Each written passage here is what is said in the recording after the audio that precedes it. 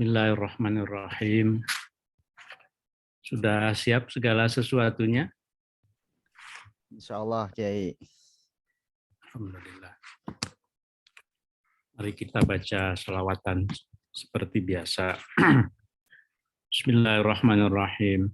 Maulaya sholli wa sallim daiman abada ala habibika khairil khalqi kullihimi lam yahtalim qattu taha mutlaqan abada wa man tasa'aba aslan fi mada zamani. Fadhal. Maulaya sholli wa sallim daiman abada ala habibika khairil khalqi kullihimi. Minhu dawabu falam tahrab wa ma waqa'at dhubabatun abadan fi jismihil hasani. Ayo yang lain juga. Maulaya sholli wa sallim daiman abada واغفر لنا ما مضى يا واسع الكرم Bi khalfihi ka amamin ru'yatun sabatat wala yura asrau baulin minhu fi alani. Maulaya Sholli wa sallim daiman أبدا على حبيبك خير خلق كلهم wa qalbuhu lam yanam wal ainu qad na'asat wala yara zillahu fi syamsi fatoni مولاي صل وسلم دائما أبدا على حبيبك خير خلق كلهم تدفه قد علتا قوما إذا جلسوا عند الولادات الصف يدا بمختتني. مولاي صل وسلم دائما أبدا على حبيبك خير الخلق كلهم. هذه الخصائص فاحفظها تكون آمنا من شر نار وسراق ومن محن. مولاي صل وسلم دائما أبدا على حبيبك خير خلق كلهم هو الحبيب الذي ترجى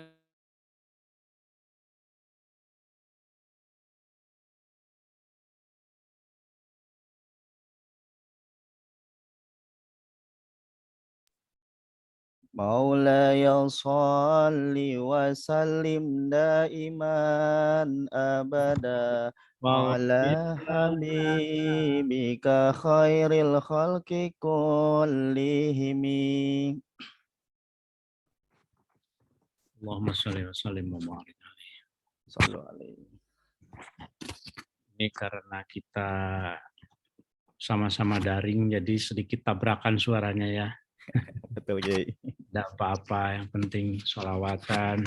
Mudah-mudahan kita mendapatkan syafaat dari Rasulullah SAW. Amin ya rabbal alamin. Baik, Bismillahirrahmanirrahim. Assalamualaikum warahmatullahi wabarakatuh. Waalaikumsalam warahmatullahi wabarakatuh. Alhamdulillahirabbil alamin wassalatu wassalamu ala sayyidina Muhammadin wa ala alihi wa ashabihi ajmain. Asyhadu an la ilaha illallah wahdahu la syarikalah wa asyhadu anna Muhammadan abduhu wa rasuluh. Rabbi shrah li sadri wa yassir li amri wahlul 'uqdatam min lisani yafqahu qawli. Allahumma rzuqna fahman nabiyyin wa ilhamal malaikatil muqarrabin. Allahumma a'inna ala dzikrika wa syukrika wa husni ibadatika. Allahumma aghnina bil ilmi wa zayyinna bil hilmi wa akrimna bit taqwa wa jamilna bil afiyah bi rahmatika ya arhamar rahimin. Alhamdulillah jemaah Alhamidiyah rahimakumullah, kita bisa berjumpa lagi di dalam ngaji bersama pengasuh pesantren Alhamidiyah. Sekarang masuk episode yang ke-8, alhamdulillah. Ini bagian dari istiqomah kita meskipun kita tidak bisa, ini hari libur sebetulnya, alhamdulillah, tetapi semuanya semangat. Katanya untuk thalabul ilmu itu tidak ada liburnya, bahkan minal mahdi ilal lahdi, sampai ke liang lahat. Jadi alhamdulillah ini mudah-mudahan bagian dari istiqomah menguji kita apakah ngasuh ini akan terganggu dengan satu kesulitan yang kecil atau bahkan mungkin besar, atau tetap istiqomah. Alhamdulillah kita bisa istiqomah ya. Alhamdulillah. Sebentar, saya mau menyalakan AC sebentar.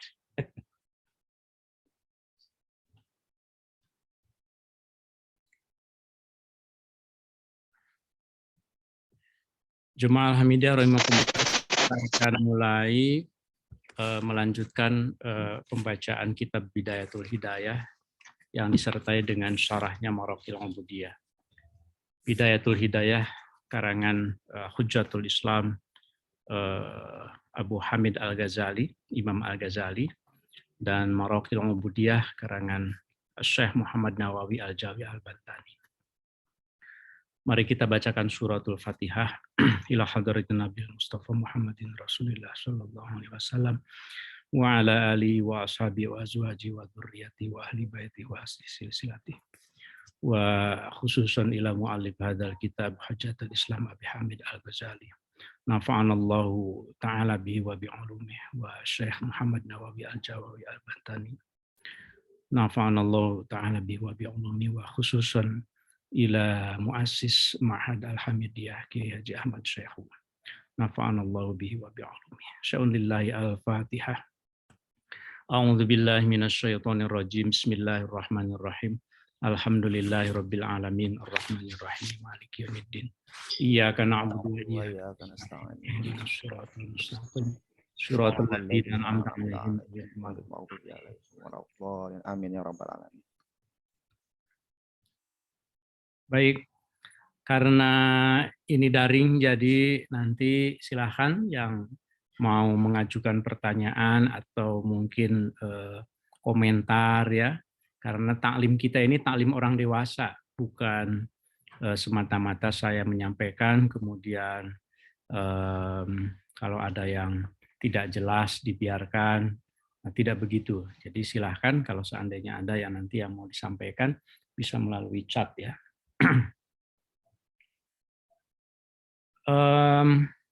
Beberapa waktu lalu kita sudah sampai pada titik pengantar ya, muqaddimah, faslun. Sekarang kita akan masuk pada faslun fi adabil istiqad minan naumi. Saya tidak tahu halamannya ya, karena kalau di kitab saya ini halaman 10. Mungkin kalau boleh tahu halaman berapa di yang kitab yang biasa kita pegang? Halaman 10 paling bawah. 10. Halaman 10 juga ya. Paling bawah. Paling bawah. Kalau di saya mungkin agak ke atas, tidak apa-apa. Yang penting faslun fi adabil istiqad minan naumi. Ya, karena versinya cetaknya agak berbeda sedikit ya. Mungkin halamannya itu yang sedikit berbeda, tetapi saya kira tidak akan terlalu jauh.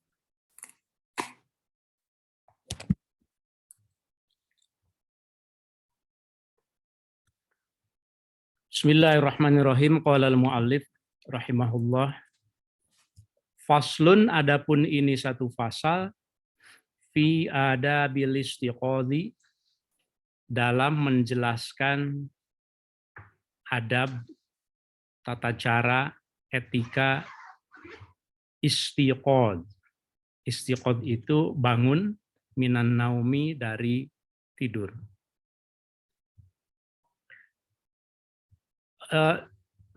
Di tengahnya itu ditambahkan penjelasan bahwa ini pasal ini tidak hanya menjelaskan tentang etika bangun tidur, tapi juga wa adabil lubs, juga etika akhlak ya. Dalam hal ini tepatnya akhlak bangun tidur dan adabil lubs, adab atau akhlak memakai pakaian, mengenakan pakaian ketika baru bangun tidur. Sebetulnya bab ini di dalam manuskrip yang lain, versi yang lain itu tidak ada katanya. Hadhi tarjamah saqita fi ba'dhin nusakh. Jadi sebetulnya bab tentang al-istiqodh minan naum ini dalam versi kitab yang lain itu tidak ada. Versi maksudnya kitab Bidayatul Hidayah tetapi versi yang lain. Ini kelihatannya Syekh Imam Al-Nawawi Al-Bantani ini, Syekh Nawawi ini juga seorang filoloh ini, seorang muhakkik yang sudah membandingkan salinan manuskripnya. Di dalam manuskrip yang lainnya itu tidak ada bab tentang istiqodh minan naum ini. Jadi begitu ya, pasal ini akan menjelaskan tentang akhlak bangun tidur dan berpakaian. Secara batiniah tentu saja, secara spiritual kita akan membahasnya.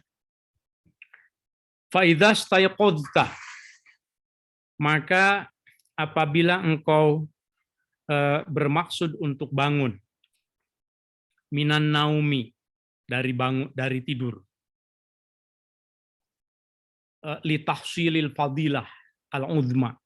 Jadi sebetulnya baru mau bangun saja dari tidur itu dianggap sebagai upaya untuk tahsilul fadilah al-uzma, mengupayakan untuk memperoleh keutamaan yang besar. Jadi bangun tidur itu kalau bagi seorang muslim ya, dalam perspektif Al-Ghazali, baru bangun saja secara spiritual itu harus dimaknai. Jadi bukan bangun begitu saja menguap kemudian tidak ada sesuatu yang dilakukan secara spiritual. Itu. Litahsilil fadilah al-udma. Bagaimana caranya supaya bangun tidur kita berkualitas. Nah, memperoleh keutamaan yang besar. Nah, ini tipsnya. Fajtahid, maka hendaklah engkau bersungguh-sungguh antastayqidha, untuk mengupayakan bangun tidur ya, qabla tulu'il fajri, sebelum terbitnya fajar. Nah, ini yang pertama. Jadi fajtahid itu hendaklah engkau bersungguh-sungguh, setidaknya niat, ijtahid, juhdun, dari kata juhdun. Jadi niatkan minimal bahwa kita itu akan bangun qabla tulu'il fajri, sebelum terbit fajar. Terbit fajar itu sebut saja subuh. Jadi sebelum subuh. Apa indikasinya bahwa kita itu sudah niat? Ya pasang alarm. Kalau sekarang itu subuh jam 4:30, tulu'ul fajri itu jam 4:30, atau mungkin juga sebelumnya ya, maka mungkin pasang alarm itu setidaknya jam 4. Gitu. Itu niat setidaknya. Bagian dari juhdun, bagian dari kesungguhan. Kalau seandainya mengupayakan saja tidak, berarti tidak ada itu fadilatul udma'nya. Keutamaan yang besarnya itu akan lewat begitu saja. Gitu. Untuk apa kita mengupayakan bangun tidur qabla tulu'il fajri itu? Ya, tentu bukan sekedar untuk bisa nonton bola misalnya jam 3 gitu ya. Tapi litusolia, kata Al-Ghazali, supaya engkau bisa sholat di tengahnya ya. Litusolia, ini tentu ini kalimat dari Syekh Nawawi, supaya engkau bisa melaksanakan sholat subuh awalal waktu, di awal waktu. Gitu niatnya. Jadi bangun tidur sebelum fajar keluar itu supaya kita bisa sholat di awal waktu. Karena kalau seandainya misalnya 4:30 subuh, kemudian kita baru bangun jam 4:45 misalnya ke kamar mandi dan seterusnya, itu sudah kelewat bisa 30 menit, 45 menit, atau jangan-jangan mungkin cara berpikirnya ya kan subuh kan bisa sampai sebelum keluar matahari mungkin, atau jam 6 kan masih bisa. Kalau cara berpikirnya seperti itu, maka sekali lagi tidak akan mendapatkan al-fadilah al-udma, al-fadilah al-uzma, keutamaan yang agung. Itu kata kuncinya. Yang membedakan kita yang bangun biasa-biasa saja dengan yang memiliki kualitas tinggi secara spiritual adalah niatnya. Ada tidak niat untuk memperoleh keutamaan. Li'anna taghlisa, karena sesungguhnya at-taghlis aula itu lebih utama minat tanwiri ketimbang at-tanwir. At-taghlis itu artinya sholat subuh ketika cahaya masih gelap, sedangkan at-tanwir itu artinya sholat subuh ketika sudah mulai terang. Nah, kata Syekh Nawawi, at-taghlis aula minat tanwir. Sholat subuh ketika masih gelap itu lebih utama ketimbang sholat subuh ketika sudah terang. Ya, ini saya agak bacakan lebih detail yang syarah dari Syekh Nawawi ya, karena di situ makna-maknanya luar biasa kalau menurut saya. Di dalam Bidayatul Hidayahnya sebetulnya kan hanya bersungguh-sungguhlah untuk bangun sebelum tulu'ul fajri, sebelum keluar fajar. Nah, tapi emangnya kenapa gitu? Nah, penjelasan ini tidak diperoleh dari matannya. Jadi harus dilihat syarahnya ya. Makanya saya bacakan agak panjang. Li'annal insana, karena sesungguhnya manusia, idza syara'a, apabila bersiap-siap, apabila melaksanakan fi sholati, sholat apapun pada dasarnya, tapi dalam hal ini sholat subuh, min awalil waktu,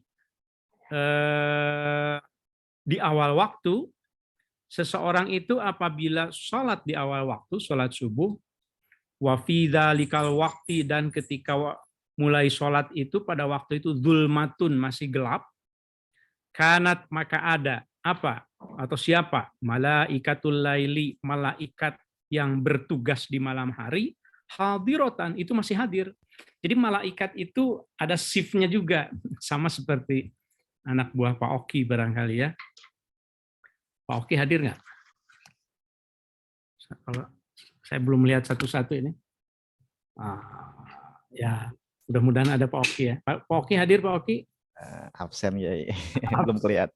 Iya, karena ini juga hari libur ya. Jadi ini kebanyakan pembina ini. Tapi saya lihat ini Bu Kepala Madrasah juga hadir, Pak Zen STIT juga hadir ya. Kalau pembina ya wajib hadir karena santrinya nggak libur ya. Itulah pembina itu luar biasa. Jadi orang lain libur ya santri kan nggak libur.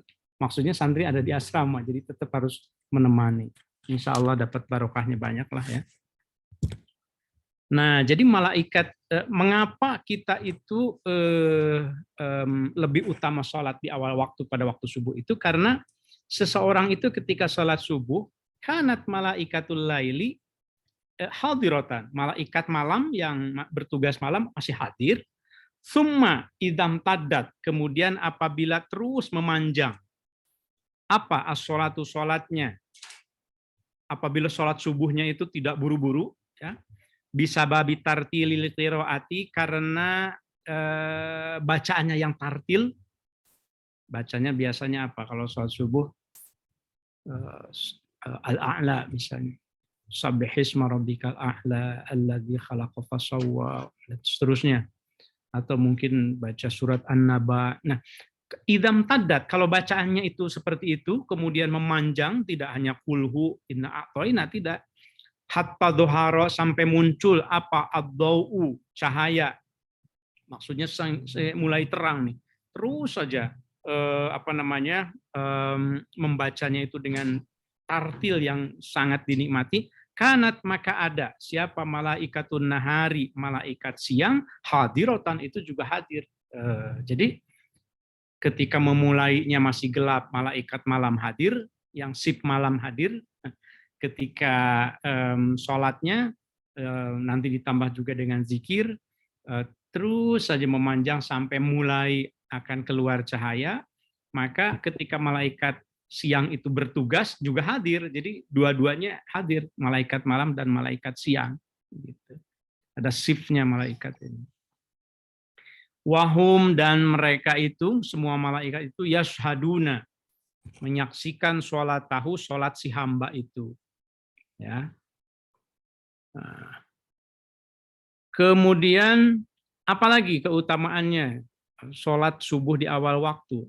Aidon wa aidon al-insan, adapun manusia itu, idza syara'a, apabila melaksanakan fi sholati subhi, pada waktu sholat subuh, min awali hadal waktu, di awal waktu memulainya, kalau 4:30 ya 4:30 sholat, ya sudah siap-siap begitu.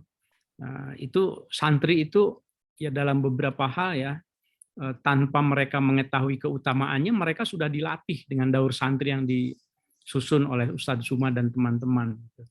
Dan itu mudah-mudahan menjadi attitude kan ya, menjadi skill tersendiri, keterampilan tersendiri. Ini kognisinya kok secara kognitif kan sebetulnya ada di kitab ini, ya toh.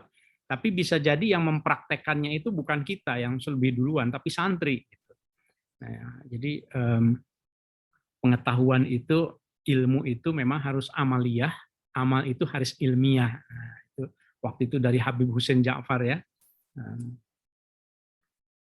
Nah, jadi ini keutamaan yang kedua. Kalau sholat di awal waktu, wamtadat, kemudian memanjang apa al-qiraatu bacaannya, fafi asna'i hadal wakti, maka di tengah-tengah waktu sholatnya itu yanqalibu, berubah al-alamu, maksudnya berpindah al-alamu minazulmah iladdaw, berpindah dari gelap ke terang, dari malam ke menjelang pagi begitu. Maka fadzulmah munasibah lil maut, wal adam wadda munasib lil hayat. Itu ibarat, bisa diibaratkan dengan hidup dan mati gitu. Jadi gelap itu ibarat kematian, kemudian terang itu ibarat kehidupan. Jadi sebagai analogi barangkali ya, kelebihan dari sholat subuh pada awal waktu ketika masih agak gelap begitu. Kemudian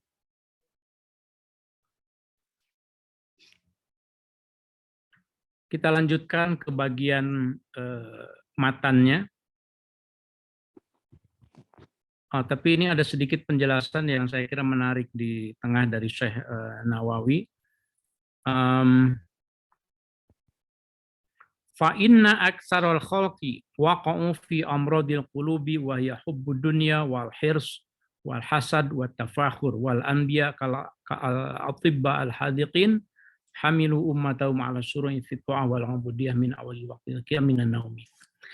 Ya, ini tambahan ya dari Syekh Nawawi bahwa secara spiritual juga sholat subuh pada waktunya ketika masih agak gelap itu bisa menjadi obat hati, menjadi obat hati.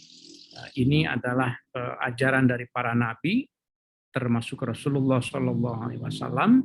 Sementara para nabi itu kal atibba, sama seperti dokter al-hadiqina yang pakar. Jadi ini resep dari Nabi loh. Padahal Nabi itu adalah sama seperti dokter ibaratnya gitu ya, yang tahu mana yang terbaik untuk umatnya. Alladzina hamilu ummatahum ala syuru' fit tha'ah wal ubudiyah. Makanya yang penting adalah memaknainya. Bagaimana kita memaknai bangun tidur yang cepat untuk sholat subuh itu. Kita lanjutkan. Wal yakun. Nah, jadi di matanya tadi kan qabla tulu'il fajri ya. Kita lanjutkan. Wal takun, wal yakun. Dan hendaklah ada awalama sesuatu atau permulaan sesuatu yajri yang berjalan, yang tersirat.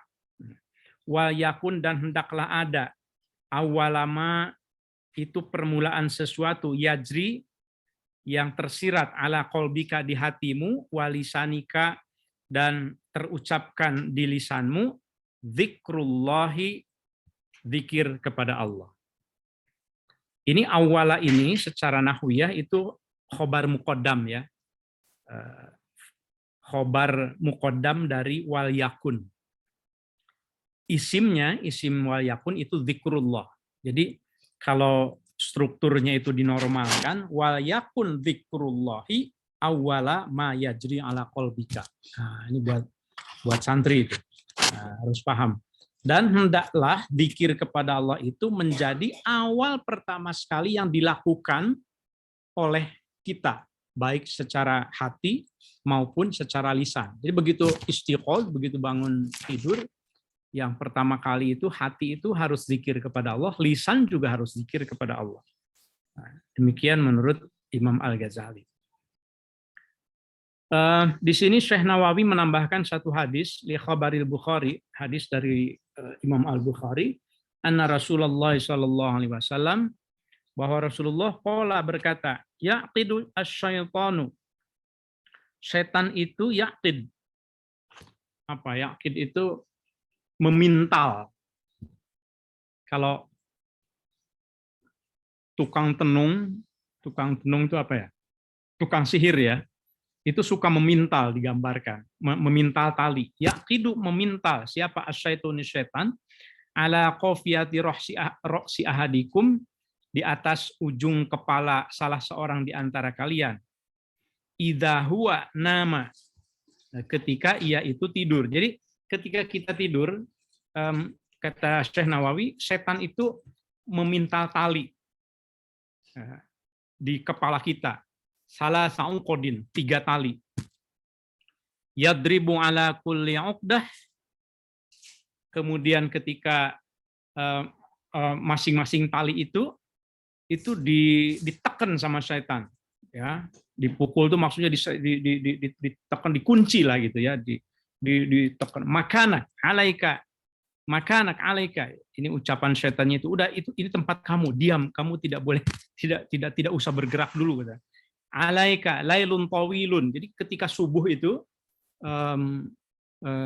tugas setan itu adalah membebani kepala kita, kata Rasulullah, lalu mengatakan kepada kita, makanak alaika lailun tawilun, malam masih panjang, nggak usah bangun dulu, santai saja. Sholat masih bisa kok jam 5:30, sholat subuh masih bisa kok jam 6, kira-kira begitu. Itu tugas setan. Nah, biasanya santri suka begitu, dibangunin, Ustadz belum azan. Nah, itu pasti itu para ustadz itu paham tuh ustadzah.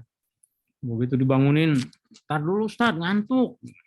Nah, itu bagus kalau disampaikan ilustrasi ini, bahwa Rasulullah itu menggambarkan setan memang tugasnya memintal tali di kepala kita, lalu diikat sedemikian rupa sehingga kita berat. Gitu. Bagaimana cara menghilangkan tali setan itu? Fa inistayqadha, maka kalau seandainya seseorang itu bangun tidur, dzakirallahi ta'ala, sambil berzikir kepada Allah, bismillahirrahmanirrahim. Nanti doanya kan ada tuh di bagian berikutnya ya. Kalau seandainya bangun tidur, dzakirallahi ta'ala, sambil zikir kepada Allah, inhalat, maka copotlah uqdatun 1 tali. Dari 3 tali itu copotlah 1 tali. Kalau ia berzikir, belum bangun dari ranjangnya, belum bangun, belum turun dari ranjang, baru buka mata, kemudian hatinya udah zikir. Fa'in tawaddo'a, maka kalau ia berwudu, inhalat, copot lagi, lepas lagi, uqdatun, pintalan yang kedua. Nah, jadi makin segar kan, kalau seandainya sudah berwudu. Fa'in sholat, maka kalau seandainya sholat, inhalat, maka lepaslah uqdatun, 1 ikatan lagi, kulluha semuanya. Uqaduhu, maaf, inhalat uqaduhu, kayaknya bukan uqdah ini ya. Jadi lepaslah semua talinya itu ketika ia berzikir, ketika ia wudu, ketika ia sholat. Gitu. Kalau sudah begitu, fa'asbaha, maka ia akan menjalani pagi nasyiton dengan nasyid itu gesit. Lihat saja orang yang sudah berwudu, orang yang sudah bangun, kemudian sholat, apalagi kita lanjutkan dengan zikir kan, kita lanjutkan dengan baca Quran gitu. Maka ia akan segar, fa'asbaha nasyiton, thayyiban nafsi, jiwanya bersih. Praktekkan saja. Kalau masih juga, saya sudah bangun, zikir, wudhu, sholat, tapi giliran mau baca Quran ngantuk juga kok. Pagi-pagi saya nggak segar juga. Ya itu ada yang belum benar di hatinya. Bapak Ibu guru itu kan harus ke sekolah ya, ada yang jauh ya. Saya nggak tahu, waktu itu saya pernah nanya Bu Ira jam berapa berangkat ke sekolah. Ini sudah di sekolah katanya. Wah, saya bilang jam berapa Bu Ira berangkatnya? Bu Ira kalau ke sekolah jam berapa? Kadang jam 6, kadang setengah 6. Jam 6, setengah 6 sudah berangkat. Coba bayangkan. Berarti di perjalanan berapa menit? Agak lama, kadang-kadang belok dulu. Nah, itu artinya kalau dihitung mundur, bangun subuh jam berapa itu? Mohon maaf. Biasanya sih jam 3 itu udah bangun ya. Oh. Nanti setengah 4. Karena jam 5 itu sudah harus buat pengumuman buat sekolah. Wow, luar biasa ya. Mudah-mudahan barokah ya Bu Ira dan tentu juga para guru yang lain. Amin. Mudah-mudahan seperti yang digambarkan oleh Syekh Nawawi. Fa'asbaha nasyiton. Nasyid itu apa ya? Ininya itu selain gesit, dia dinamis sekali gitu. Dia harus segera ke sekolah kan, dia harus apalagi kepala madrasah kan, harus memikirkan guru, memikirkan siswa dan lain-lain. Saya nggak tahu kalau kepala madrasah sanawiyah ada tidak? Pak Yatno ada, Pak Yatno?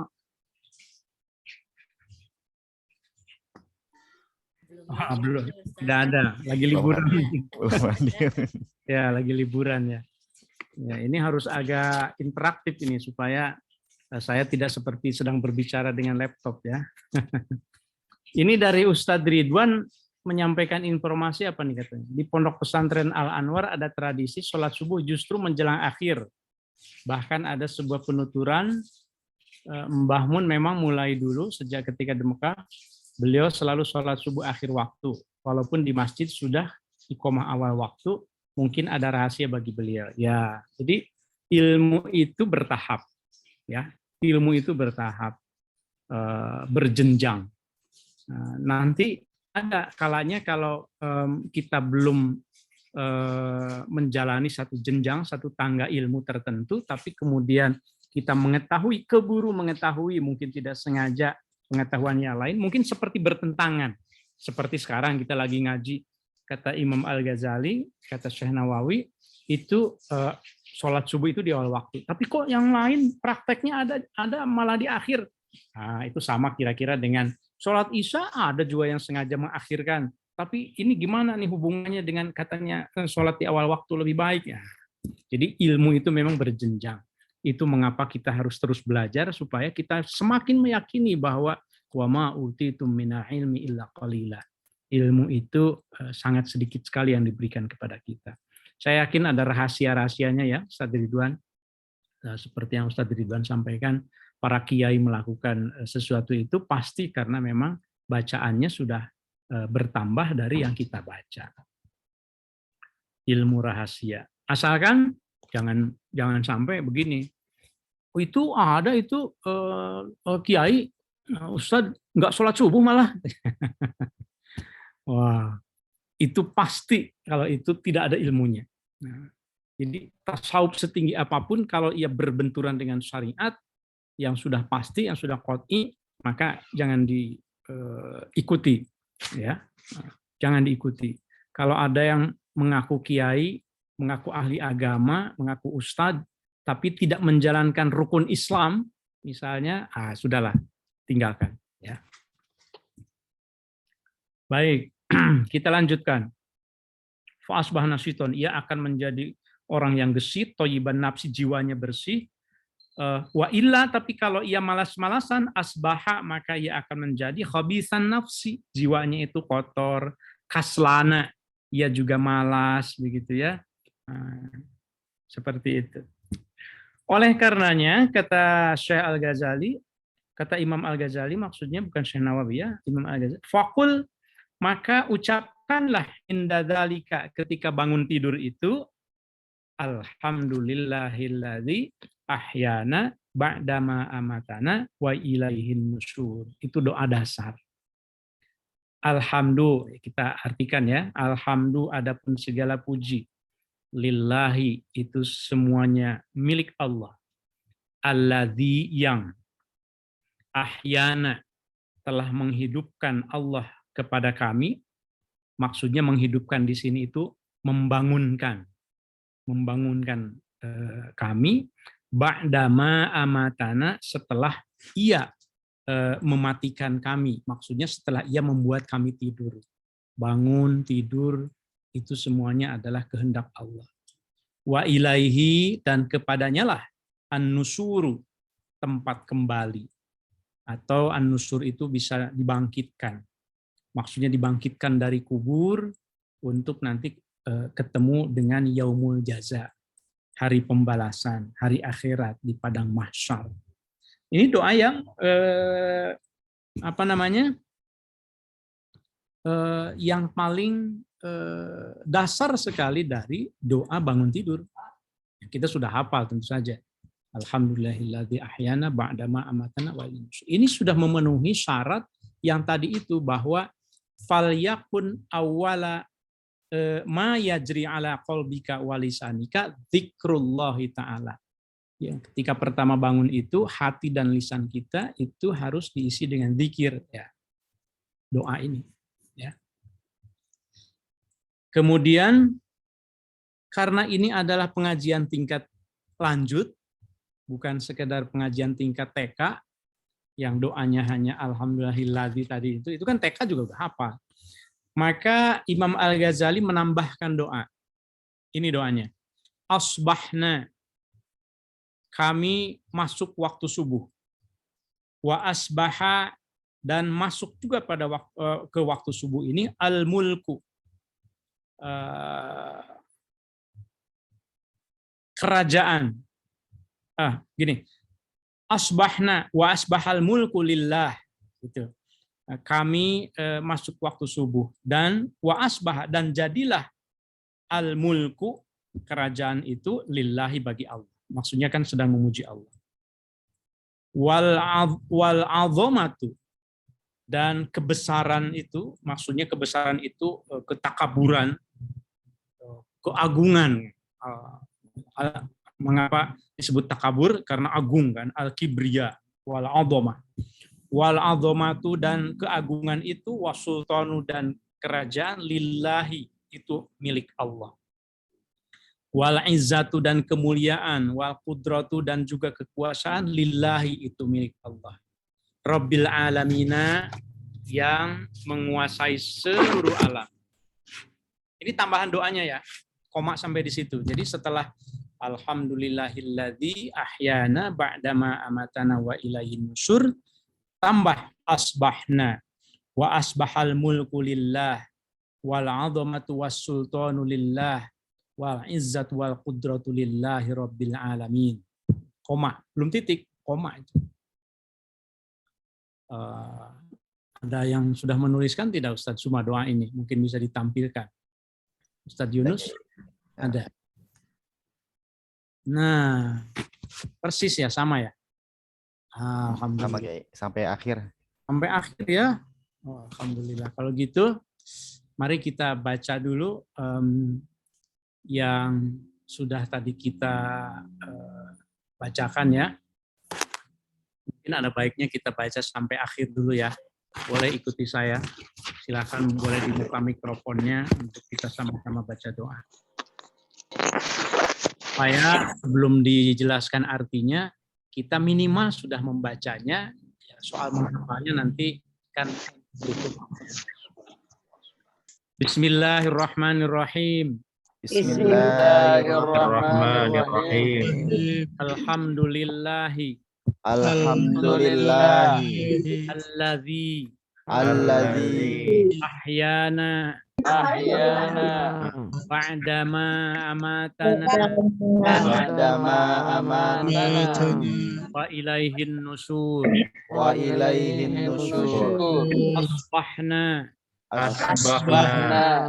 wa asbahal mulku lillah Wa asbahal mulku lillah al udmatu wal was-sultanu lillah sultanu lillah al izzatu wal izzatu wal qudratu wal qudratu lillahi rabbil alamin. lillahi rabbil alamin.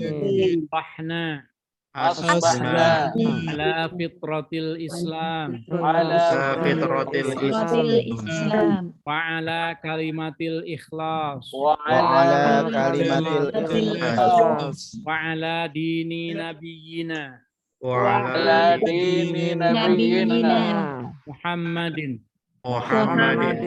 sallallahu alaihi wasallam. sallallahu alaihi wasallam. Allahumma Allahumma ka asbahna bika asbahna wa ala millati abina wa ala millati abina Ibrahima Ibrahima hanifan muslima hanifan muslimah wa ma kana wa ma kana minal musyrikin. minal musyrikin. Allahumma Allahumma inna nas'aluka inna nas'aluka an tab'atsana anta ba'asana fi fi bika wa bika amsayna amsayna wa bika nahya wa bika nahya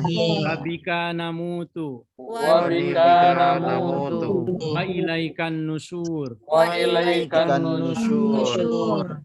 Hadzal yaum Hadzal yawm ila kulli khair illa kulli khair wa na'udzu bika wa na'udzu bika najtariha an najtariha fihi fihi su'an au najrihi aw najrihi ila muslimin ila muslimin au nas'aluka aw nas'aluka khairu hadzal yaum khairal yawm khairu ma fihi wa khairal ma fihi wa na'udzu bika wa na'udzu bika min syarri hadzal yaum min syarri hadzal yawm min syarri ma fihi. wa syarri ma fihi. Ya, demikian ya. Mungkin kalau ada sedikit kagok nanti silakan diulang, silakan dibaca lagi.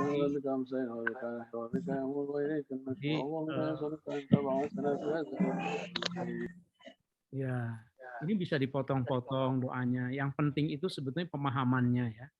Misalnya saya sering juga memotong doa yang Allahumma inna nas'aluka khaira hadzal yaum. Saya senang sekali. Itu kalau pagi-pagi subuh ya ini ya yang Allahumma inna nas'aluka khaira hadzal yaum wa khairu ma fihi. Ya Allah, Aku mohon kepada Engkau kebaikan hari ini dan kebaikan segala hal yang terkait dengan hari ini.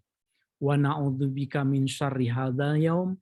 Ya Allah, aku memohon perlindungan kepada Engkau dari keburukan hari ini, wa syarra ma fihi, dan keburukan segala hal yang terkait atau terjadi di hari ini. Nah, itu bisa juga dipakai. Gitu. Coba, boleh ikuti saya khusus untuk yang ini ya, untuk yang meminta kebaikan di pagi hari. Bismillahirrahmanirrahim. Bismillahirrahmanirrahim. Allahumma Allahumma inna nas'aluka Inna nas'aluka khaira hadzal yaum khaira hadzal yawm wa khaira ma fihi wa khaira ma fihi wa na'udzubika wa na'udzubika min syarri hadzal yaum min syarri hadzal yawm wa syarri ma fihi. wa syarri ma fihi Nah, bi rahmatika ya Allah. ya, boleh dilanjutkan birahmatika ya arhamar rahimin. Ya, garis bawahi doa yang itu silahkan untuk diamalkan selain dari doa-doa yang sudah biasa kita baca ya, supaya satu persatu kan nambah bacaan doa kita. Kalau kita memimpin juga nambah, untuk diri sendiri juga nambah. Itu doa sapu jagat itu. Jadi doa sapu jagat itu doa yang sifatnya itu menyeluruh. Kan kita tidak tahu kebaikan apa yang akan kita alami, kita jalani di setiap harinya. Kita juga tidak tahu keburukan apa yang akan terjadi di siang atau sore hari. Makanya ketika subuh, niatlah untuk meminta kebaikan hari itu dan ke segala hal yang terjadi. Meminta dilindungi dari keburukan hari itu, segala hal yang mungkin saja terjadi. Entah itu kesenggol motor, entah itu ditipu orang, entah itu kita bad mood ketemu dengan santri atau ketemu teman yang mungkin membuat kita kecewa begitu ya. Nah, itu cara secara spiritual di subuh kita meminta perlindungan kepada Allah. Baik. Saya lanjutkan untuk terjemahnya. Asbahna, kami menjalani pagi ala fitratil islami, di atas fitrah Islam, maksudnya dengan menjalankan agama yang hak, dengan menjalani kebaikan. Wa ala kalimatil ikhlas, dan kami bangun pagi ala kalimatil ikhlas, dengan menjalani kalimat syahadat. Jadi kalimatul ikhlas itu yakni kalimatus syahadat, dengan kebaikan, dengan menyaksikan bahwa Allah itu maha benar, dengan menyaksikan ikhlas kita bersaksi bahwa kita siap untuk menjalankan fitratul Islam, wa ala dini nabiyina, dan kami juga berharap untuk ada di pagi hari di atas jalan agama Nabi kita, Nabi kami Muhammadin Shallallahu Alaihi Wasallam. Wa ala millati abina, dan di atas agama bapak kami Ibrahim, yaitu Nabi Ibrahim. Membaca Ibrahim jangan Ibrahimi ya, walaupun ada ala. Ala millati abina Ibrahim. Jadi ini isim alam ini kalau sedang majrur itu ciri jarnya fathah, Ibrahim. Wa jurra bil fathati ma la yansharif ma lam yudhaf aw yakun ba'da harati. Wa ala millati abina Ibrahim hanifan, dengan cenderung, dengan hanif, cenderung kepada kebaikan. Hanifan itu cenderung kepada kebaikan. Kemudian musliman, juga mohon ya Allah kami pagi hari ini musliman, dengan berserah diri.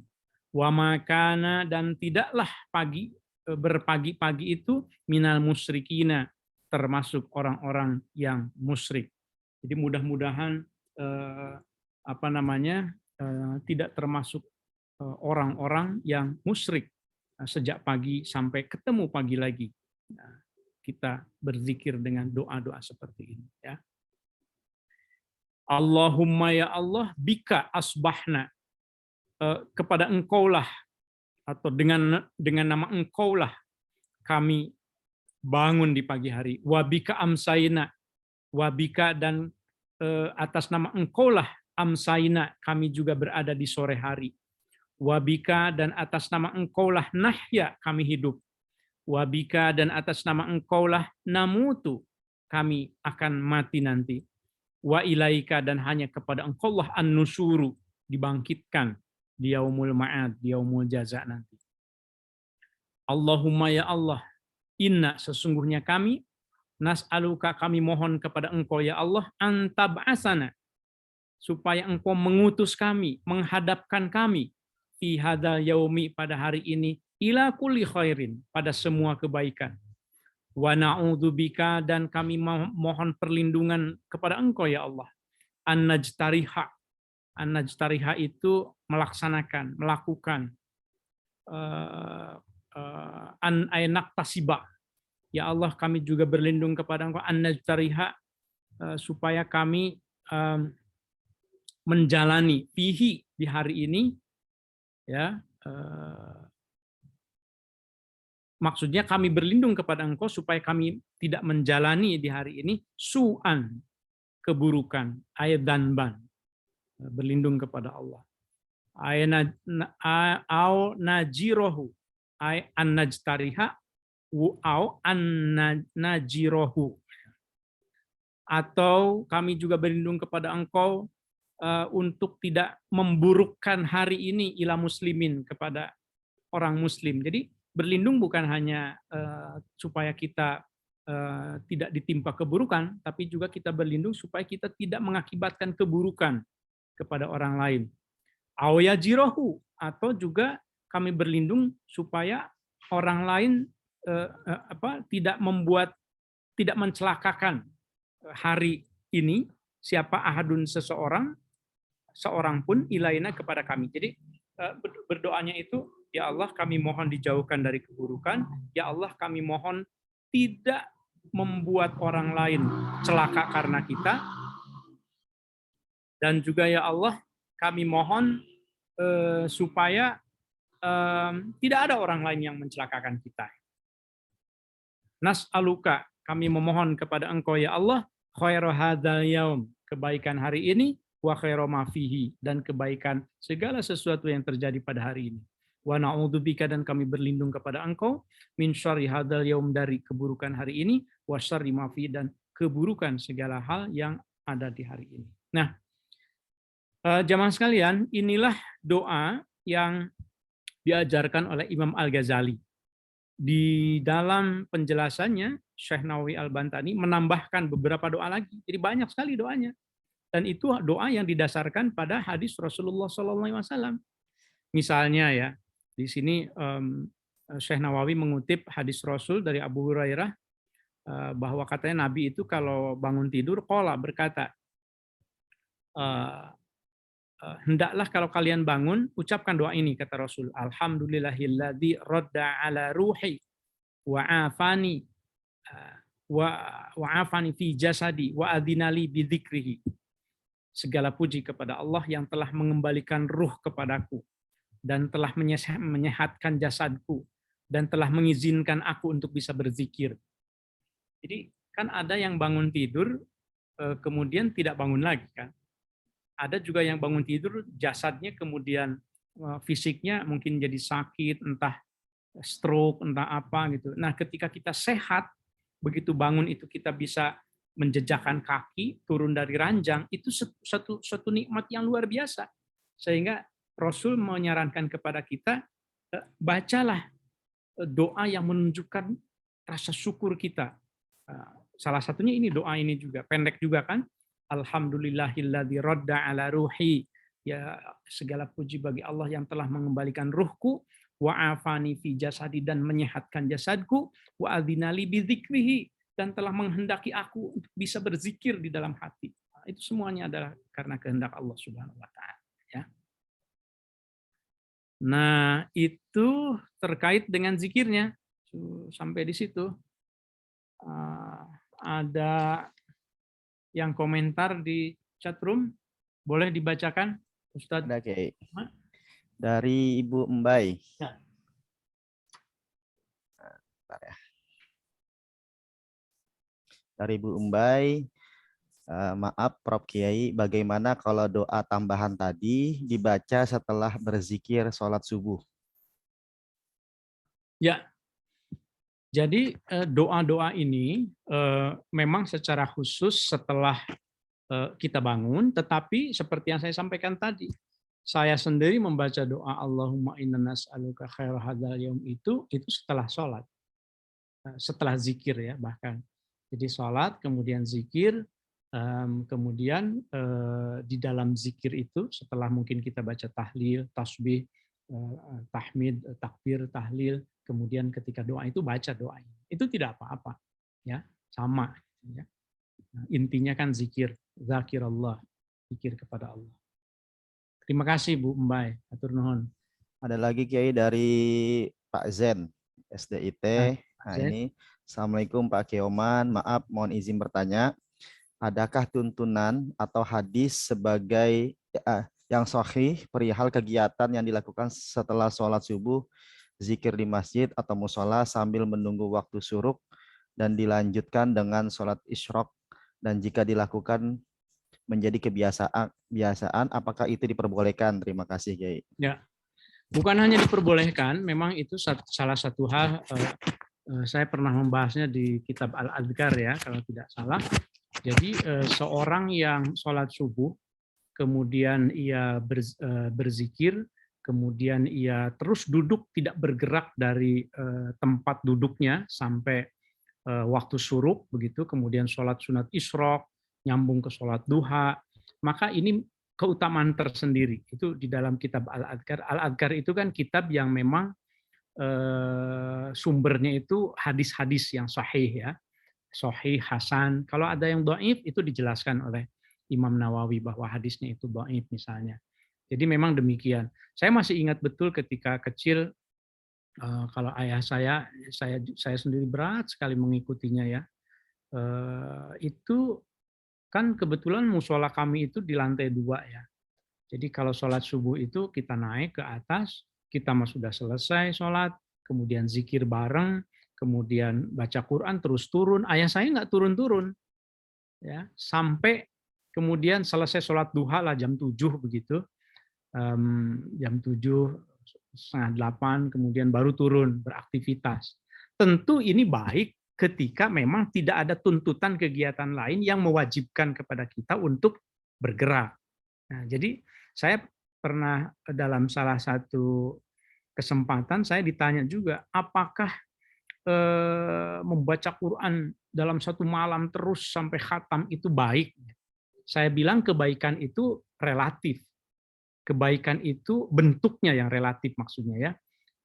Bagi seseorang yang mungkin punya waktu sangat panjang, maka melakukan seperti yang tadi, menunggu sampai syuruk itu yang paling utama. Tapi bisa jadi bagi orang yang harus bersegera untuk menjalankan kewajiban, bekerja misalnya, sehingga harus berangkat jam 5 subuh, dan bekerjanya itu juga lillah untuk libtigha'i mardatillah, untuk menghidupi keluarga, untuk mencari nafkah, maka bisa jadi kebaikannya tidak hanya di situ. Kebaikannya itu pada melakukan aktivitas lain, bukan pada duduknya saja. Jadi kebaikan itu harus dilihat betul dengan dalam konteksnya, gitu ya.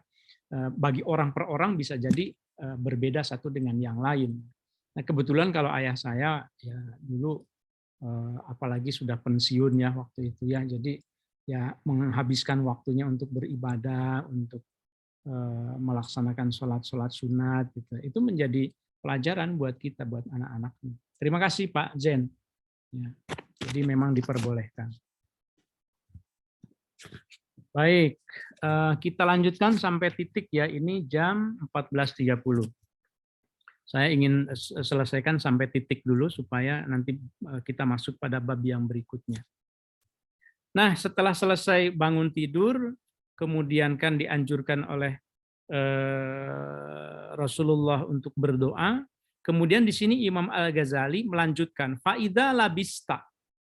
Maka apabila engkau berkehendak memakai pakaian, mengenakan, faida labista, maka apabila engkau mengenakan siabaka, pakaian engkau, pakai baju, ganti baju, kan baju tidur sama baju beraktivitas kan beda kan? Fanwi, maka niatkanlah bihi dengan baju itu, dengan al-lubs itu, niat imtithala amrillahi ta'ala, niat untuk melaksanakan perintah Allah. Pakai baju saja, itu niatkan, kata Al-Ghazali, untuk melaksanakan perintah Allah. Apa perintah Allah? Fi satri auratika, dalam hal menutup aurat. Kan gitu kan. Itu saja ibadah. Jadi kalau Bidayatul Hidayah itu tidak hanya mengajarkan bagaimana menjalani ritual secara fikhiyahnya. Wudhu itu misalnya harus membasuh muka secara walatra gitu, secara rata begitu, kemudian urutannya seperti itu. Bukan hanya itu. Yang diatur itu hatinya kalau di dalam bidayah. Ya, hatinya. Nah, oleh karenanya pakai pakaian kan kalau adabnya pakai dari yang kanan dulu ya. Saya sering sekali melihat orang pakai baju atau celana dari yang kiri dulu. Ya, dari segi akhlak di dalam Islam ya, itu dianjurkan yang kanan dulu. Akhlaknya, meskipun tidak haram ketika yang kiri dulu juga. Nah, ini sama ketika mengenakan pakaian itu, niatkan imtisala amrillahi ta'ala dalam hal menutup aurat. Wahdar, dan takutlah engkau ayyakuna,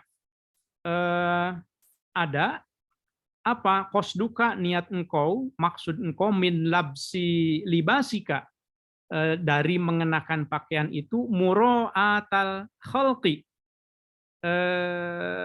bersikap ria kepada makhluk. Hati-hati katanya, wahdar, hati-hati. Jangan sampai qasduka, maksud mengenakan, ketika kita berpakaian itu dandan. Kita kan dandan, pastilah dandan. Masing-masing kita nih dandan. Ya, baik yang laki-laki maupun yang perempuan itu kan dandan. Jangan sampai ada di dalam hati niat berdandan itu mura'atal khalqi. Niat ria di hadapan makhluk. Niat, aduh, ini gelangnya supaya kelihatan gagah yang mana nih. Bukan gagah ya kalau gelang mah ya, karena ibu-ibu ya. Supaya kelihatan mewah. Bagaimana nih supaya jasnya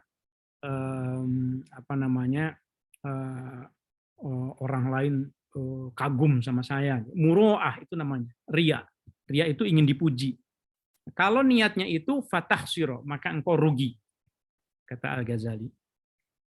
Syekh Nawawi menambahkan yang dimaksud rugi itu fatah plika, engkau rusak, halik, rugi banget gitu, tanpa disadari. Ya. Nah, bagaimana kalau seandainya ya saya kalau tidak berpakaian rapi, kalau tidak berpakaian yang pantas, nanti bikin malu orang lain gitu. Nah, disinilah pentingnya penjelasan dari Syekh Nawawi.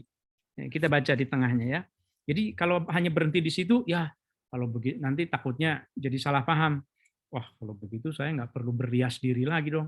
Harus tidak perlu lagi pakai bedak deh, tidak perlu lagi rapih-rapih, entar ria. Nah, kadang-kadang ada yang salah paham begitu kan. Nah, kita lihat. Amma lau qasodta, adapun kalau engkau bermaksud bilubsis siabi, dengan memakai pakaian itu, wan na'li, dan memakai sendal, sepatu atau aksesoris lainnya, wanahwi dzalika. Kalau engkau bermaksud mengenakan pakaian dan aksesoris itu semuanya, ayyakuna, supaya ada laka bagi engkau ta'zimun, sikap ta'zim, indan nasi, di hadapan manusia, memuliakan manusia.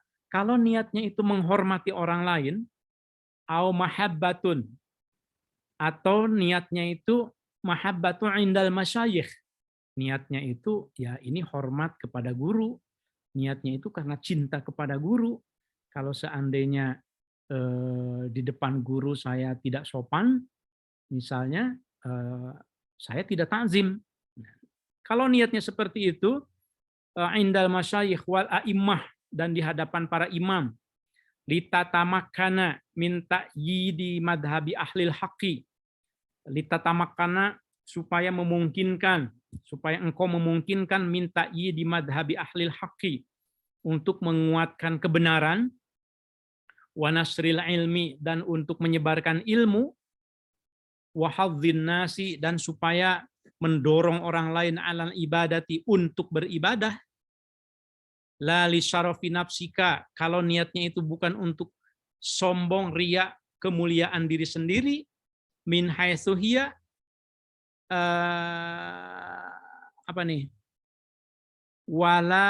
wala li dunya, dan bukan untuk dunia, tanaluha, yang engkau peroleh, la soro, maka jadilah dalikal amru, berpakaian dan berdandan seperti itu, khairon, itu baik. Jadi gini maksudnya, tidak baik itu kalau niatnya riya, ya kan? Pasti kan semuanya tahu kan definisi riya. Riya itu ya ingin dipuji oleh orang lain. Kalau berdandan karena ingin dipuji oleh orang lain, bajunya mewah, bajunya yang terbaik, sarungnya batik yang hebat misalnya, tapi niatnya itu supaya dipuji, itu nggak boleh. Tapi kalau niatnya itu ini untuk takzim di hadapan manusia, ya kan? Niatnya itu supaya sopan, niatnya itu supaya ini kalau seandainya saya tidak berpakaian rapi, orang lain nanti tidak tertarik untuk belajar misalnya gitu ya, tidak tertarik untuk sama-sama thalabul ilmi karena tidak dihormati lagi. Hormatnya dalam pengertian untuk ta'zimul ilmi, maka itu tidak apa-apa gitu. Itu lasoro dalikal amru khairan. Bahkan wasoro, mengenakan pakaian dan berdandannya itu fi hukmi a'malil akhirati, itu termasuk perbuatan akhirat gitu. Mengapa? Li'anna hadhihi, karena niatnya itu niyatun mahmudatun, niat yang baik. La yadkhulu syai'un minha fi babir riya'i, tidak termasuk ke dalam riya. Kalau seandainya niat seperti itu. Jadi tergantung niatnya ya. Kalau niatnya itu untuk kebaikan, yaitu malah min amril akhirah. Kata Syekh Nawawi, itu termasuk dari kebaikan-kebaikan akhirat. Memang kalau zaman sekarang itu kan ya kadang-kadang gitu ya, kadang-kadang kalau yang pakaiannya itu tidak sopan, masuk ke satu majelis misalnya, sebelum menyampaikan kebaikan saja dia sudah dilarang masuk majelis. Berarti kan kebaikannya tidak tersampaikan. Mungkin kira-kira begitu. Nah, sekedar tambahan dari Imam Al-Ghazali di bagian berikutnya, dari Syekh Nawawi, wa qala ba'duhum, sebagian ulama menambahkan begini, wa yambaghi, dan hendaklah ada ayyakunal ulama'u, ulama itu, wa talibul ilmi, dan orang yang mencari ilmu itu, la yambaghi ayyakuna fi zamanina hada ahsan thiyaban. Tuh kan, yang namanya ustadz, ulama, kiai, bunyai, atau santri di zaman sekarang itu pada saat itu bahkan fi zamanina hada itu harus ahsanat thiyaban, harus mengenakan pakaian yang terbaik. Wa a'dhama amamatan, harus menggunakan sorban yang paling ini, a'dham itu ya tebal lah begitu, mungkin agung gitu ya, berwibawa, a'dham amamatan. Wa awsa'a akmaman, dan yang lengannya luas gitu. Jadi kalau ini kan di Arab, konteksnya Arab itu pakaian itu yang berwibawa itu adalah yang tangannya itu luas, ausa, kemudian sorbannya juga berwibawa, kemudian pakaiannya yang terbaik gitu ya. Itu harus lebih baik katanya, harus ahsan, lebih baik, harus a'dham, lebih berwibawa, harus ausa, yang harus lebih luas, lebih lebar, minal juhala, ketimbang orang bodoh katanya. Orang pintar itu harus lebih berwibawa pakaiannya ketimbang orang bodoh. Supaya apa? Liyakunal ilmu, supaya ilmu itu qawiyan, lebih kuat, aziman, lebih agung, lebih berwibawa lagi begitu. Ya. Imam Abu Hanifah bahkan mengatakan kepada teman-temannya, azimu amaimakum, hendaklah kalian besarkan, lebarkan sorban kalian. Wa wasi'u akmamakum, lebarkan lengan-lengan baju kalian. Li'alla yastakhifan nasu bil ilmi, supaya orang-orang tidak menganggap enteng ilmu, wa ahlihi, dan ahli ilmu gitu. Ya. Jadi inilah yang saya maksud dengan tadi bahwa kebaikan itu kontekstual. Jadi kadang-kadang berdandan dengan yang terbaik itu bisa jadi buruk kalau seandainya riya niatnya. Tetapi ketika niatnya itu baik, bahkan untuk kebaikan ilmu, maka itu dianggap sebagai satu kebaikan. Saya kira demikian, jemaah Alhamdulillah, rahimakumullah, apa yang bisa kita bacakan pada sore hari ini. Sudah titik. Bab berikutnya nanti bab ada budukhulil khala. Ini sepertinya bab yang cemen-cemen, kecil-kecil ya, bab bangun tidur, kemudian nanti bab masuk kakus, gitu, masuk WC. Ini orang dewasa kok ngaji begini? Ngajinya ngaji hatinya, ya. Jadi yang dibahas kan bukan sekedar seperti level santrinya yang ayo bangun, bukan sekedar bangun, tapi bagaimana memaknai bangun itu. Mudah-mudahan kitab Bidayatul Hidayah ini menambah kualitas ibadah kita ya. Saya kira demikian, Ustadz Suma, silakan. Apakah mau disambung atau sudah kita cukupkan? Ada titipan pertanyaan Kiai dari teman pembina. Nah, tadi kan kalau Imam Al-Ghazali menjelaskan agar tali ikatan di kepala itu bisa terlepas, kita berzikir Kiai. Ya. Nah, kalau posisinya sekarang pembina membangunkan santri, adakah doanya Kiai biar cepat bangun kalau terutama subuh nih? Gitu. Doanya supaya Santri cepat bangun subuh. Oh, itu mah disiram pakai air aja. Ya. Kalau susah begitu emang Kiai, disemprotin. Iya, jadi apa namanya? Selawatin. Tentu ya. Kita kan, saya terus terang saja nih. Mudah-mudahan, naudzubillah, mudah-mudahan tidak termasuk riya ya. Tapi saya ingin berbagi kebaikan. Saya itu sekarang itu setiap sholat, kalau di sujud terakhir, yang ada di dalam hati saya yang saya gerenteskan, gerentes itu apa ya? Yang saya ucapkan di dalam hati, itu adalah kebaikan santri. Ketika saya sujud terakhir itu, selalu saya minta, ya Allah, jadikanlah santri-santri saya, santri-santri kami, alhamdulillah ini soleh-soleh. Itu walaupun hanya sebentar. Nah, jadi cara kita, para ustadz, para ustadzah, kiai, guru ya, itu jangan dikira bahwa tidak ada efeknya ketika kita itu sering mendoakan anak-anak kita. Bahkan kadang-kadang kan kita suka nanya, siapa itu yang tadi nakal itu, katanya nakal itu, siapa namanya? Jadi kalau kiai sepuh itu manggil namanya, dicatat namanya bukan untuk dimarahin, tetapi untuk dibacakan Fatihah, didoakan. Itu secara spiritual. Tapi kalau secara lahirnya memang harus disiram. Gitu supaya bangun ya. Karena kan itu lagi proses pendidikan. Silakan. Siap Kiai.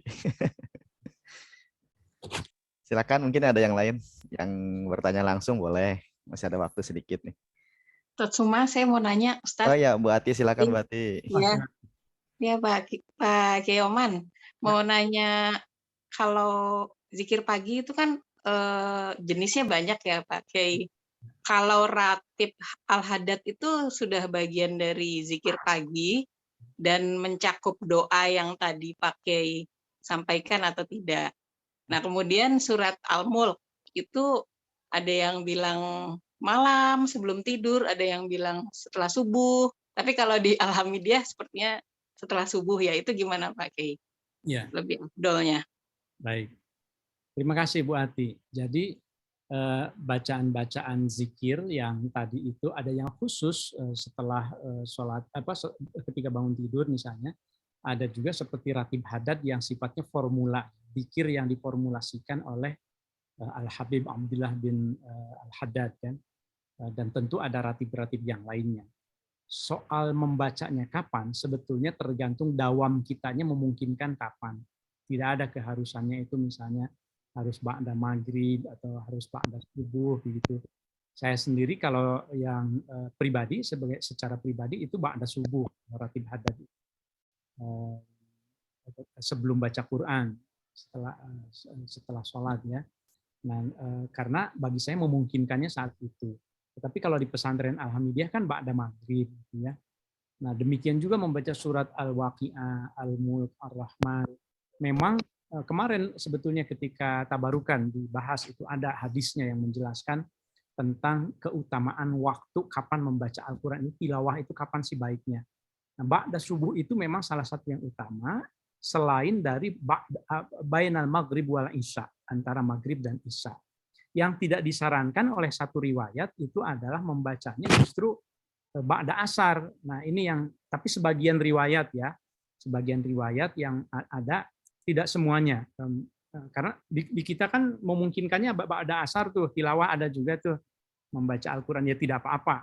Tapi sekedar pengetahuan saja. Kalau secara pribadi ba'da maghrib kemudian ba'da subuh barangkali itu lebih utama. Saya kira demikian. Ya, baik, terima kasih. Mungkin ada lagi yang ingin bertanya? Ini ada dari kolom chat. Ustazah Sa'adah. Assalamualaikum Pak Keoman, izin bertanya. Bagaimana hukum apabila seseorang punya amalan wiridan dari kiainya, ya Hayu ya Qayyum doa fajar sebelum subuh, namun agak sulit terlaksanakan karena waktu yang terlalu mepet dengan azan subuh. Apakah boleh amalan wirid tersebut diamalkan setelah subuh dengan tujuan untuk mengamalkan dan mengistiqomahkan hal tersebut?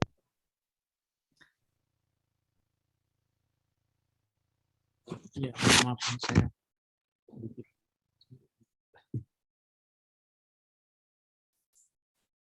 Ya, terima kasih. Waalaikumsalam warahmatullahi dari Ustazah Sa'adah ya.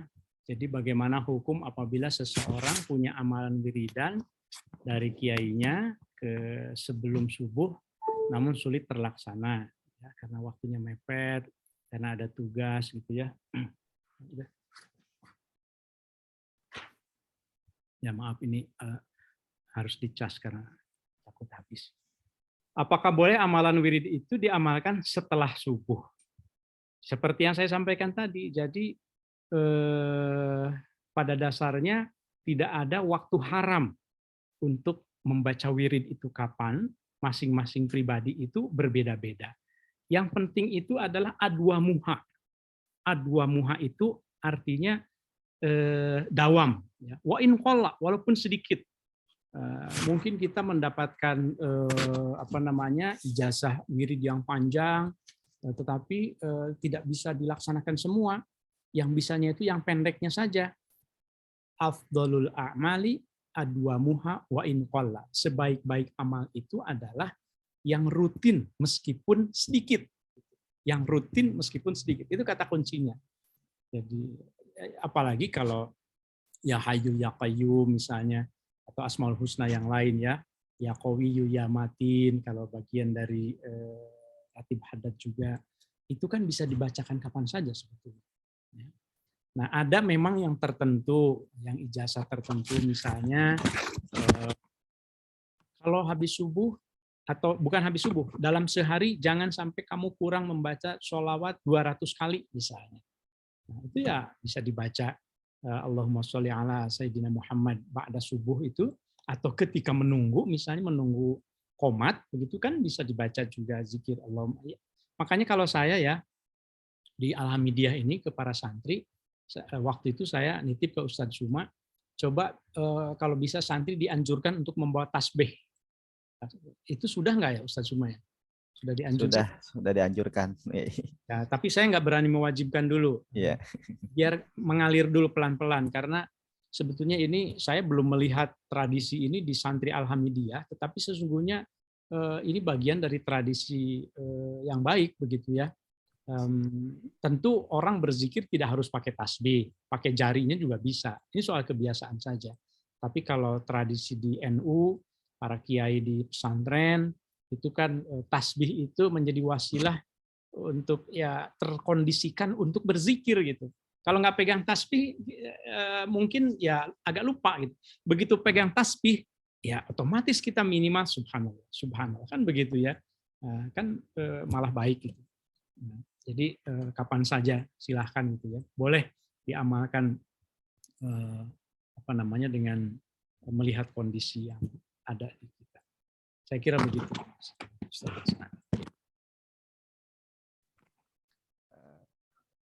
Ada lagi mungkin sebelum ditutup kita baca salawat Tibil Qulub. Cukup Kiai. Cukup ya? Ada TPQ, Siti Khiyaroh mau. Iya. Oh iya, silakan. Silakan. Ya. Assalamualaikum Pak Kiai. Waalaikumsalam. Ya. Ada sedikit yang ingin saya tanyakan. Ya.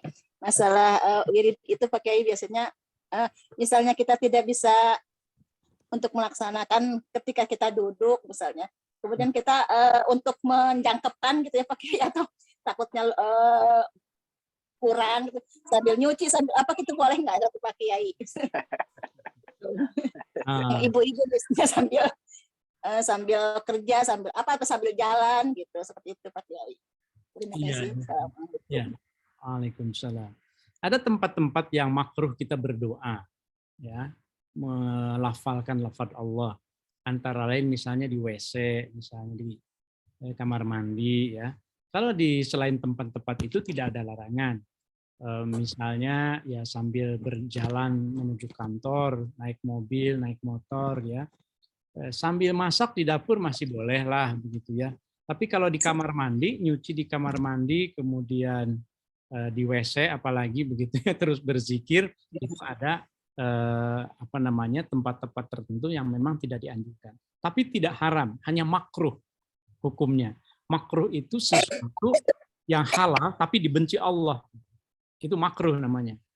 Yang paling makruh dari hal yang halal itu kan kata Rasulullah kan ada ghadul halali indallah talak gitu kan, mentalak istri misalnya gitu, menceraikan itu halal, tetapi abghad itu sesuatu yang paling dibenci oleh Allah. Abghadul halali indallah at-talaq ya. Nah, jadi makruh itu sesuatu yang sebetulnya tidak disukai itu artinya dibenci, tapi halal. Cuma levelnya level rendah lah gitu, tidak setinggi seperti yang at-talaq tadi itu gitu ya.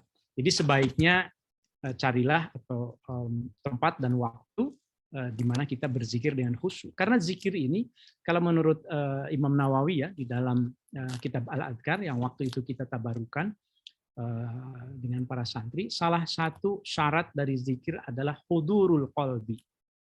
Hatinya hadir. Hatinya hadir. Kemudian waktu itu ada santri yang bertanya bagaimana caranya supaya hati itu hadir, pahami artinya, pahami maknanya. Nah, tapi kalau seandainya konsentrasi kitanya juga tidak kondusif di tempat dan waktu yang tidak kondusif, mungkin tidak bisa hudurul qalbi juga. Ya, demikian saya kira. Baik, terima kasih Kiai. Mungkin cukup kali ya, karena sudah mau jam 3. Ya. Alhamdulillah, nih terima kasih antusiasmenya. Mudah-mudahan mendapat ridho dari Allah Subhanahu Wa Taala dengan berbagai keterbatasan waktu sambil libur segala, kita masih meluangkan waktu ya. Terima kasih untuk seluruh pimpinan juga, Bu Ati juga ini selalu menyemangati kita untuk terus istiqomah ya. Terima kasih banyak. Baik, mari kita tutup dengan sama-sama membaca shalawat Tibil Qulub. Shalawat untuk kesembuhan kita semuanya, kesembuhan hati, kesembuhan fisik, mendapat perlindungan dari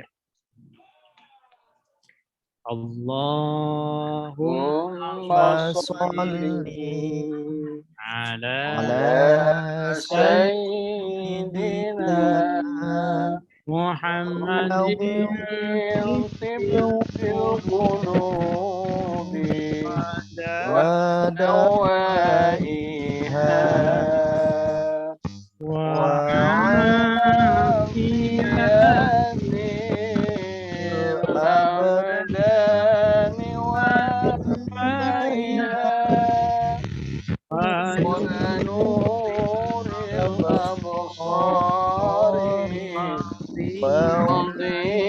وضيائها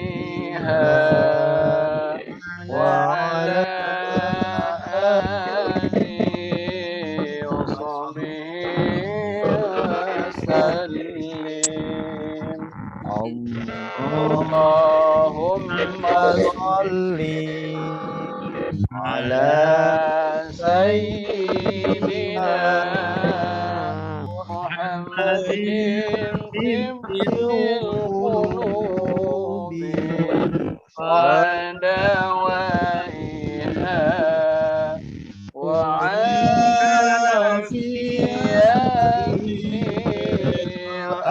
الأبدان وشفائها ونور الأبصار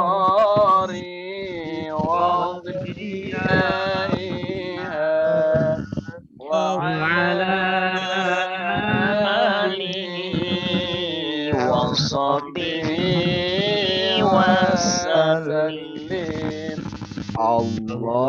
اللهم صل على سيدنا محمد طب القلوب ودوائها وعافية الأبدان وشفائها ونور الأبصار وضيائها وعلى آله وصحبه وسلم اللهم صل وسلم وبارك عليه. Terima kasih. Assalamualaikum warahmatullahi wabarakatuh. Waalaikumsalam. Warahmatullahi wabarakatuh. Terima kasih, Terima Pak Kiai. kasih Pak Kiai. Bapak Ibu semua. Bapak Ibu. Mohon maaf. Bapak Ibu. Mohon pamit.